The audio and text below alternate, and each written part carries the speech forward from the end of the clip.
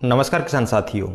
काफ़ी दुख होता है जब किसी किसान की 6 महीने की जो मेहनत है वो 5 मिनट के अंदर ख़त्म हो जाती है।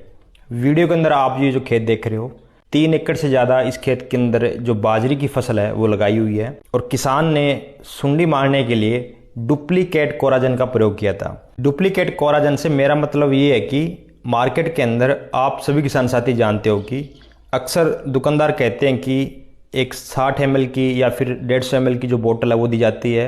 उस बोतल के ऊपर जो ब्रांड है वो कोई और ही होता है। जैसे कि आपको डुप्लीकेट कोराजन के मैं 200 जो ब्रांड है वो गिनवा सकता हूँ।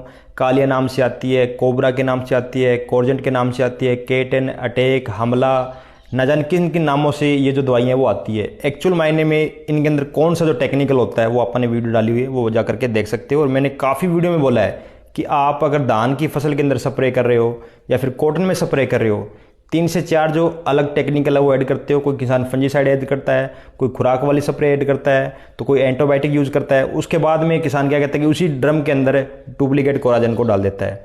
हमें मालूम ही नहीं होता कि उस डुप्लीकेट कोराजन के टेक्निकल क्या है। हमने बाकी के 3 से 4 जो टेक्निकल ब्रांड यूज़ किए हैं, अगर उनके साथ रिएक्शन करके वो डुप्लीकेट कोराजन, हमारा 4 से 5 हज़ार का तो दवाई का नुकसान वो हो गया, और जो लाखों की फसल खराब होती है उनका क्या। इसलिए बार बार बोलता हूँ कि डुप्लीकेट कोराजन के लालच में ना पड़ा करो। ये डुप्लीकेट कोराजन 80 रुपये से स्टार्ट होकर के 350 रुपये तक इसकी जो ग्रेड है वो चली जाती है। सोच के देखिए, डुप्लीकेट कोराजन और उसके अंदर भी ग्रेड 100 रुपये वाली चाहिए, 150 वाली चाहिए, आपको 250 वाली चाहिए या 350 वाली चाहिए। बड़ा अजीब सा लगता है ना कि डुप्लीकेट कोराजन है और ऊपर से उसी के अंदर ग्रेड है। तो ये बड़ा ही अजीब है। आप देख रहे हो किसान का खेत 3 एकड़ से ज़्यादा जो एकड़ है वो ख़राब हो चुकी है। एक बार तो खेत देखने से लगा था कि अगर किसी ड्रम से इन्होंने स्प्रे किया है तो उसमें अंदर हो सकता है कोई हर्बिसाइड की स्प्रे की हो, उस रिएक्शन के कारण ये जो सिम्टम है वो आ रहे हैं। लेकिन फिर भी अलग टैंकी से थोड़ी सी जो दवाई है वो बची हुई थी, वो अलग ही बाजरे के ऊपर ट्रायल करके देखा तो 7 से 8 दिन के बाद में वो बाजरी भी बिल्कुल ख़त्म हो चुकी थी। आप देख रहे हो किस तरह से बाजरी का जो ज्वाइंट होता है, नोड होती है, वहाँ से ये जो गड़ सड़ जाती है, इसे आप बाहर निकालोगे तो आसानी से बाहर निकल जाती है।